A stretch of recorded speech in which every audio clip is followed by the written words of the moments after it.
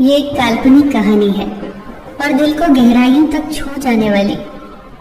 एक बार स्वर्ग में विचरण करते हुए कृष्ण और राधा एक दूसरे के सामने आ गए। विचलित से कृष्ण, प्रसन्नचित से राधा। कृष्ण सकपकाए, राधा मुस्कुराई। इससे पहले कि कृष्ण कुछ कह पाते, राधा बोल उठी, कैसे हो द्वारिकाधीश। जो राधा उन्हें कान्हा कान्हा कहकर बुलाती थी, उसके मुख से द्वारिकाधीश का संबोधन कृष्ण को भीतर तक घायल कर गया। फिर भी किसी तरह अपने आप को संभाल लिया उन्होंने और बोले राधा से, मैं तुम्हारे लिए आज भी वही कान्हा हूँ। तुम तो मुझे द्वारिकाधीश मत कहो। आओ बैठते हैं। कुछ मैं अपनी कहता हूँ, कुछ तुम अपनी सुनाओ।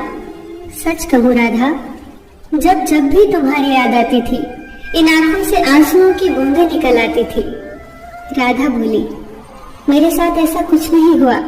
न तुम्हारी याद आई, न आंखों से आंसू बहा, क्योंकि हम कभी तुम्हें भूले ही कहाँ थे। जो तुम याद आते, इन आंखों में तो सदा तुम ही थे। कहीं आंसुओं के साथ निकल न जाओ, इसलिए रोते भी नहीं थे। कान्हा, प्रेम से अलग होने पर तुमने क्या खोया, इसका एक आईना दिखाऊं तुम्हें। कुछ कड़वे सच प्रश्न सुन पाओ तो सुनाऊं।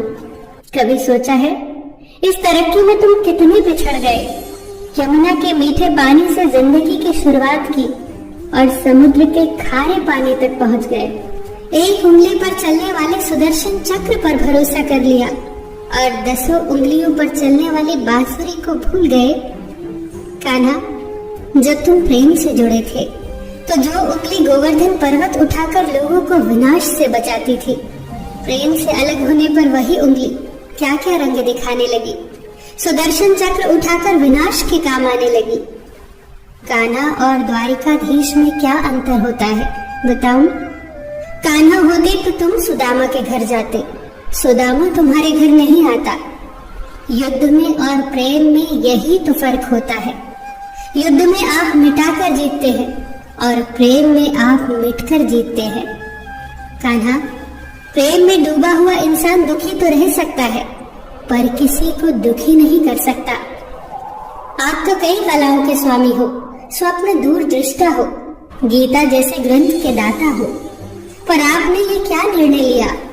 आपने अपनी पूरी सेना कौरवों को सौंप दी और अपने आप को पांडवों के साथ कर लिया। सेना तो आपकी प्रजा थी, राजा तो पालक होता है, उसका रक्षक होता है।